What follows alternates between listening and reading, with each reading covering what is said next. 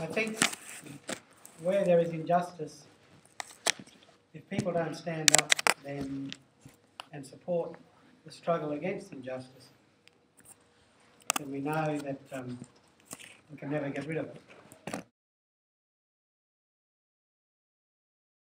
It's now 2.5 years since young Rex Jr., who was then 15, was run over by police, and that's a long time to have no answers.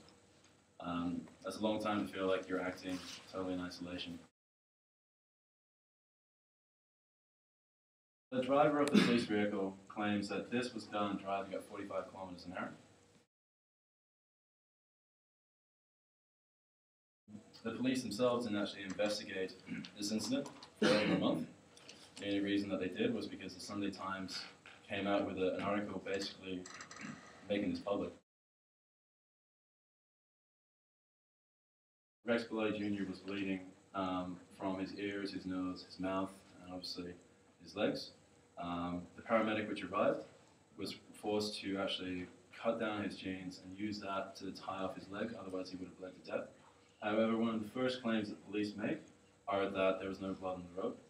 They also claimed that they had their lights on, and yet they couldn't see him. One of the main contentions of this case is that Rex was always in the right-hand lane when he was struck, which would imply that the police car intentionally or unintentionally steered across the road and struck him where he was. Was there any screeching of tyres or skid marks on the road at all? The police have claimed that they came to an immediate stop. There are no skid marks on the road, and it will come closer when there's another witness who will say that instead of even screeching or slowing down, the four-wheel drive, which is a late model police four-wheel drive, skidded from one side of the road and back. These are excerpts of the lead witness. She was within 5 feet of Rex at the time, and she was next to the bus stop on the far right-hand side.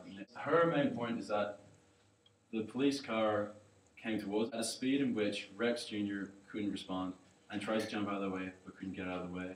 She says herself that she came so close to being hit, and it's an ongoing claim that she says, well, this is a direct quote from another witness, where she said on the night, oh my God, I almost got hit by the car as well.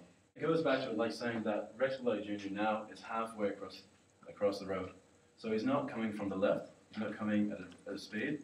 The notion that he jumped out in front of the car relies on him hiding somewhere on the left-hand side of the lane that the police couldn't see him. The police are alleging that they had their lights on. So the question is this criminal neglect or is this actually intent? Rex himself, he says he actually claims that he could see no headlights at the time. As she fell, she saw Rex's legs run over by the right-hand side of the police van wheels. So she was so close that she had to jump out of the way herself.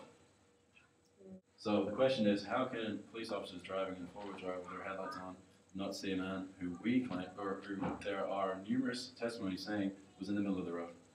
She describes herself as being between the driveway and the bus stop, right about here. She had to jump that way to get out of the way. She had to jump out of the way from there. And that's a section that's only for buses, isn't it?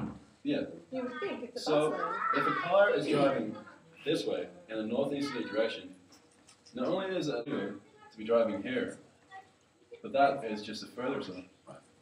Here to the Albany police station is 10 kilometers. And again, we were talking about before, and this is just another bit of information, when that first driver of that vehicle hit Rex Bellotti Jr., to return to the police station, he had to go back past Bellotti's family to ring his solicitor, which he did that night.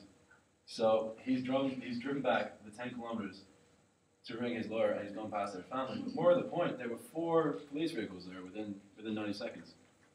And talk about coincidences, right? Not one informed the family though that their son was close to death. No one actually contacted the family that their son It was could have been dead, who contacted them. and medically could very well have been. That's Did you give a reason why he went to the solicitor? Or rang him? No comment. No comment. No comment. What was the delay in finding the ambulance? Supposedly, the ambulance took 15 minutes from point of impact to arrival. Jody Coyne. 4 police cars were there before the ambulance. They were there. 30 13 and a half minutes before the ambulance. So And not one of them actually administered first aid, did they? It was a passerby who was. it was a paramedic. Yeah. Who rang the ambulance? There's a claim that the police driver did, but also the owner of the house. So they both claim separately that they're the people who ran the ambulance. But if I can draw people's attention to this paragraph here, and that is a statement by a man named Michael Coyne. He was there on the night. He was at the front. The car swerved suddenly again towards the opposite side of the road, and I was standing on the opposite. I saw the car swerve. We're talking about a police vehicle which stopped immediately. Yeah? And it goes back to, if you think where Ashley was, you think where Rex was, and now we're talking about a swerving car throughout the testimonies. I saw the driver get out of the car, and quickly, and he said, I didn't do anything, it wasn't my fault. I said, you lying dog, I seen what you did with my own eyes. When that first car in this story hits Rex, there are 3 other police vehicles there within 90 seconds. So within 90 seconds, you have 4 Albany police vehicles and police personnel there. Now, it'd be curious to know from where exactly did these cars come from. However, each car, their drivers are claiming their cars did not have CCTV or GPS. Mentioning this, the car which hit Rex Bellotti Jr., the drivers and the passenger can give no reason as to why they were around that area. However, the passenger lives there.